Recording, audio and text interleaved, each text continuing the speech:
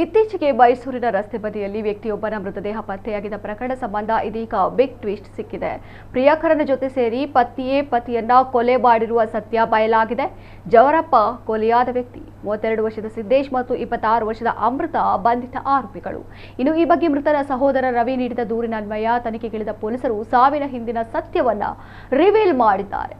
12 ದಿನಗಳ ಹಿಂದೆ ಮಕ್ಕಳೊಂದಿಗೆ ಹಬ್ಬಕ್ಕೆಂದು ಅಮೃತ ತವರಿಗೆ ಹೋಗಿದ್ದಳು. ಏಪ್ರಿಲ್ 16ರಂದು ಹೆಂಡತಿ ಮನೆಗೆ ಹೋಗಿ ಬರುತ್ತೇನೆಂದು ಹೋಗಿದ್ದ ಗಂಡ ಮನೆಗೆ ಹಿಂದಿರುಗಿ ಬಂದಿರಲಿಲ್ಲ. ಬದಲಾಗಿ ಮರುದಿನ ರಸ್ತೆ ಬದಿಯಲ್ಲಿ ಆತನ ಶವ ಪತ್ತೆಯಾಗಿತ್ತು. ಅಂತಿಮವಾಗಿ ಇದೀಗ ಅಕ್ರಮ ಸಂಬಂಧ ಅಡ್ಡಿಯಾಗುತ್ತಿದ್ದಾನೆ ಎಂಬ ಕಾರಣಕ್ಕೆ ಕೊಲೆ ಮಾಡಿರುವ ಸಾವಿನ ಸತ್ಯ ಹೊರಬಂದಿದೆ.